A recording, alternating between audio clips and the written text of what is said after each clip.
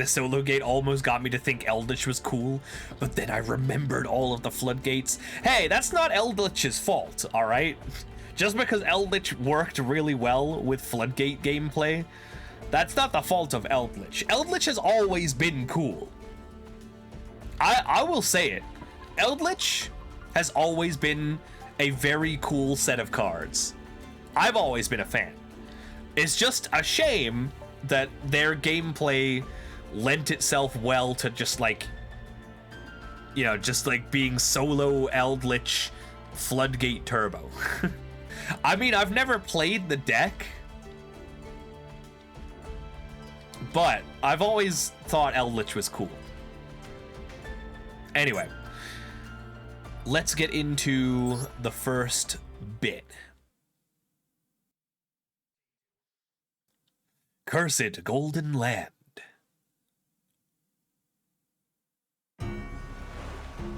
There once was a gem of profound wisdom. The Philosopher's Stone was the ultimate aspiration of alchemists, the zenith of their ambitions. Once upon a time, many moons ago, famed alchemists from various lands gathered on a desolate island. There, they began studying the stone. Decoding ancient manuscripts, they sought its secrets. The ingredients were mercury, sulfur, salt, and the corpses of animals.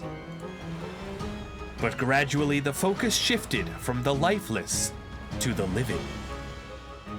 Domestic animals like cattle and pigs, even wild creatures of all kinds, were given up in sacrifice. And as a result, they finally managed to create what they believed to be the core of the Philosopher's Stone. They rejoiced, believing they'd taken the first step. But that elation was fleeting. Their progress stalled, leaving them bewildered. Why does further progress elude us? We have all the ingredients. The incantations were spoken correctly. The rituals performed without error. Days of unyielding rituals and sacrifices passed. Yet the stone remained unchanged. Then one day, a human corpse was washed ashore on the edge of the Alchemist's Island. The Philosopher's Stone had long been silent, yet those washed up human remains. Deep down, the alchemist knew what the stone required.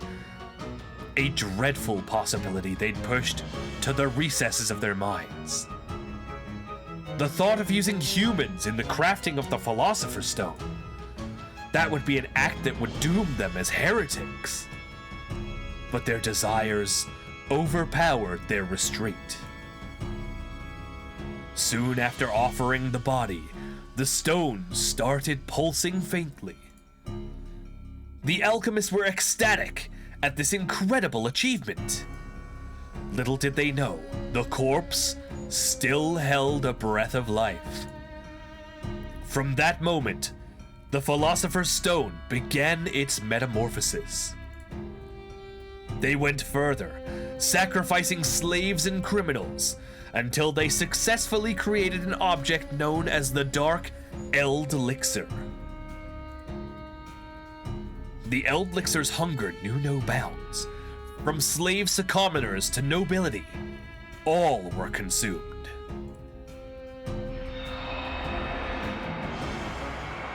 Day after day, human lives were offered, and the stone began to radiate a blinding white light. The alchemist, now completely under its thrall, offered up lives without hesitation, feeding the Eldlich's insatiable hunger.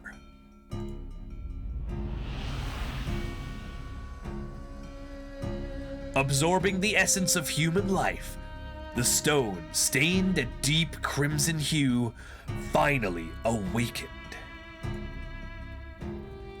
The unleashed power of the Eldlich spread curses born from human desires for life, wealth, and might.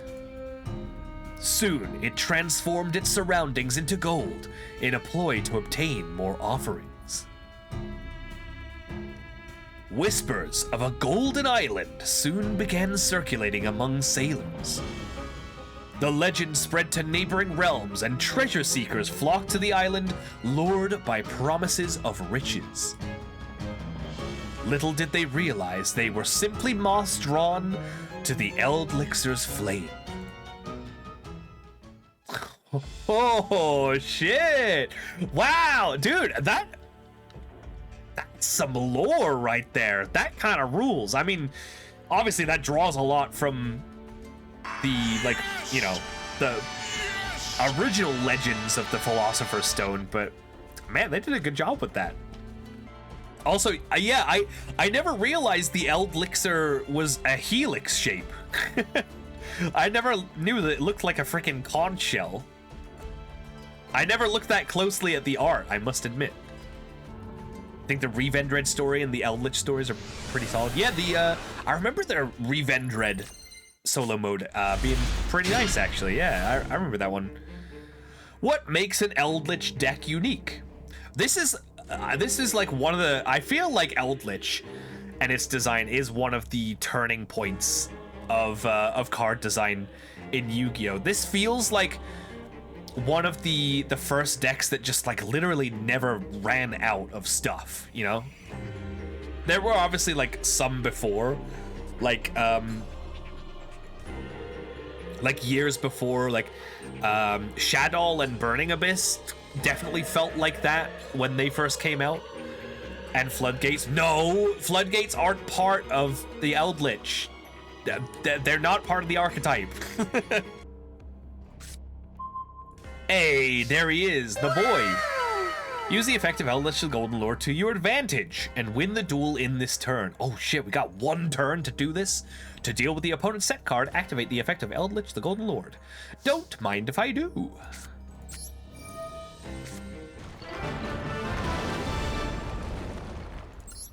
Alright, make good use of these tools to achieve victory.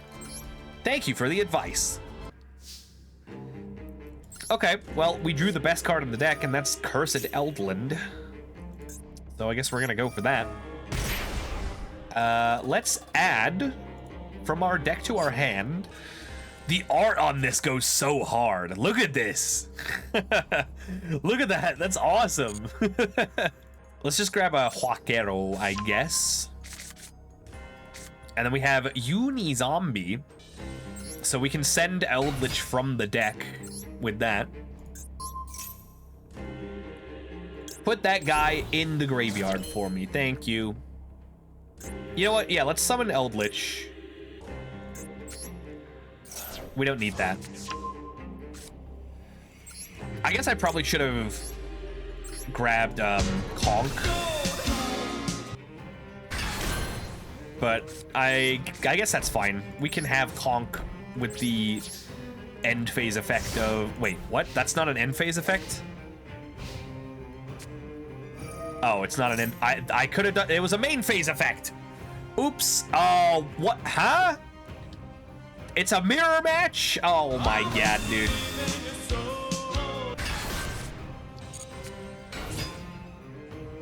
Okay, Gozuki. Okay. Sure.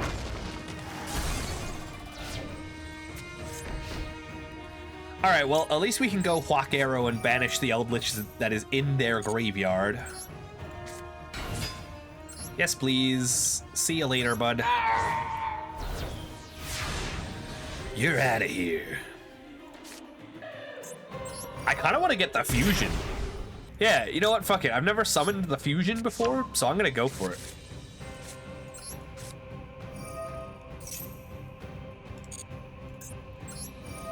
Fusion time.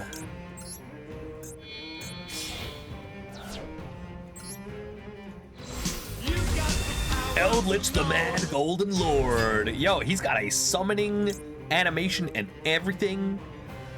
Oh, sick. This has a lockdown effect too. That one. You can't activate that one.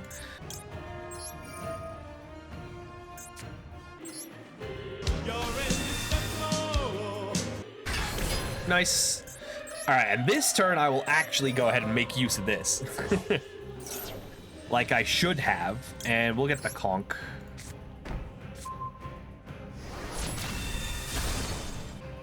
We probably got this on the next turn.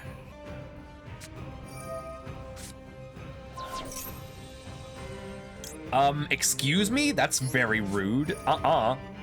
No way. You're not killing my fusion? No. I worked hard for that fusion.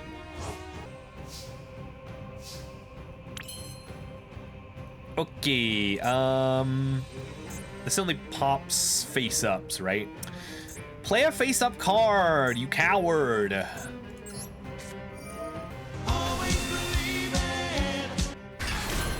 Oh, they didn't give us Gustav Max? Bruh. All right, you know what? I'm gonna do that anyway. Sky Palace Gangaridai.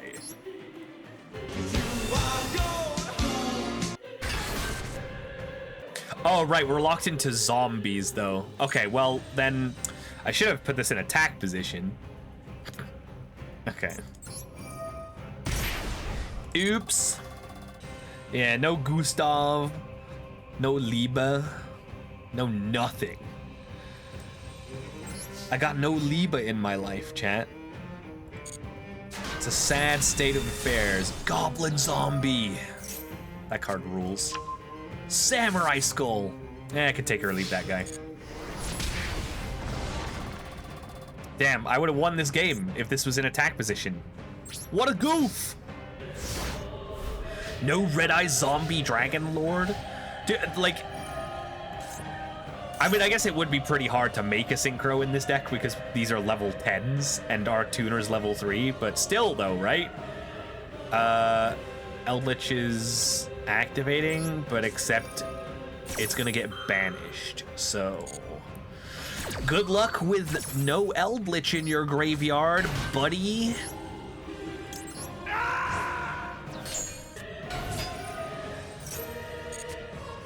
Aw, they just put another one in there.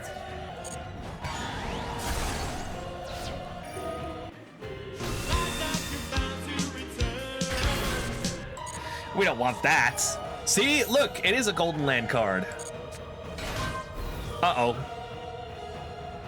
Oh no, I should have conked that. We're fine, we're so fine. Oh, we're also playing Zama the Spirit, huh? Okay, now can I make Gangari die? Yes, sir! I mean, we have no use for this guy anymore, so let's take that. And then we're gonna put that under an Xyz monster.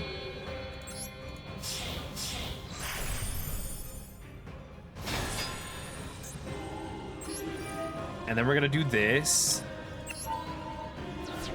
Get rid of that one. Nice. And let me do this. Let's get rid of that, I guess. See, I knew that was a good card this entire time. I knew it.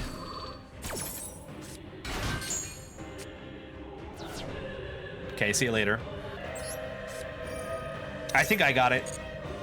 We're gonna go conk, pop this, and we didn't even need to pop anything, and then we can go fusion summon. We're gonna make another Mad Golden Lord. And that's game, buddy. Let's go. Ba-boom.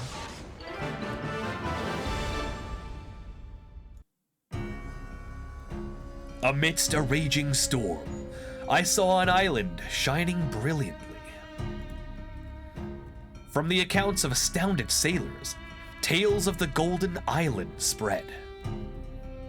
From pirates who heard the rumors, to conquering armies from distant seas, the curse of the Eldlich indiscriminately poured onto all living things.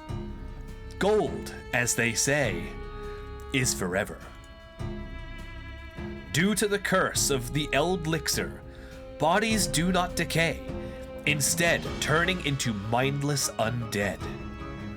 Many humans were sent to the island to bring back its glorious treasures, never to return. Over time, the island became a fairy tale spoken of in taverns, often called the City of No Return or Cursed Eldland. Once again, a new group of soon-to-be victims landed on the island. Scholars from a distant kingdom had been sent to investigate the island with mercenaries to protect them. But among the mercenaries, one man was unlike the others. He was quiet and reserved, but had formidable strength, and in his eyes gleamed an unshakable will. He battled the beasts of the island and the wretched and cursed undead. Relentlessly, silently, he pressed forward, cutting each of them down. When he finally reached the castle gates and looked back, no one else remained. Were they swallowed by the curse of gold?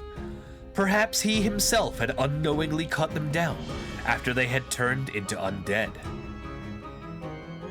He no longer had employers to protect. Nevertheless, he entered the castle. Inside, there was no sign of life. In the basement, he found a magical red stone floating menacingly in the air. Although he had no knowledge of alchemy, he understood just by looking at it that it was the source of the island's curse. He reached out and touched the stone. Suddenly, he heard the screams of the thousands of souls it had absorbed. "No, I don't want to die. I hate them all, every single human alive. Gold! Look at all that gold! Money, money, money!"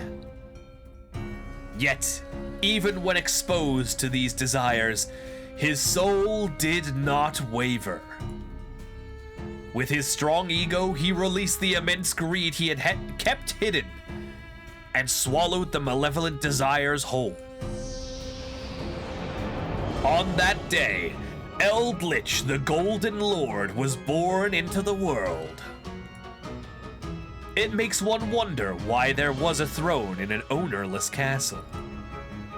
Perhaps the Eldlixer itself had long intended such a human to visit the island one day. Now the new ruler of the Golden Land sat upon the throne as if it had been his all along. How much time has passed since he first sat there? For the unwavering Golden Lord, the concept of time is meaningless. People hearing rumors of the Golden Land continued to visit the island, and all were sacrificed to the Eldlixer. The Golden Lord desired more. More power, more wealth, and more life. More wars, more victories, and more desires. As if answering the roar of his soul, the Eldlixer shone mysteriously. The Golden Lord, with all of Eldland's dark power concentrated within him, became a mad demon king and began to expand his reach to the outside world. People are still unaware of the peril that approaches, cloaked in glittering gold. Ooh, baby! Man, that's some good lore right there. Ha! Domain expansion. Yeah, he do be doing that. He do be expanding his domain. That's so true. Would, yeah. I mean, is anyone gonna fight you on that? I don't think so. He's just chilling and turned into a demon for reasons? No, it explained it. Over time, his greed and his desires turned him mad, basically. That's all there is to it. The Eldlixer, the Philosopher's Stone, turned him mad over time. Even he, with his indomitable spirit, that conquered the Eldlixir at first, even he succumbed to it eventually. It's a tragic story. That was a cool solo mode, though. I gotta say, that's gotta be up there. If I was to make a tier list of the solo modes, that would probably be in at least A tier. Probably S tier, honestly.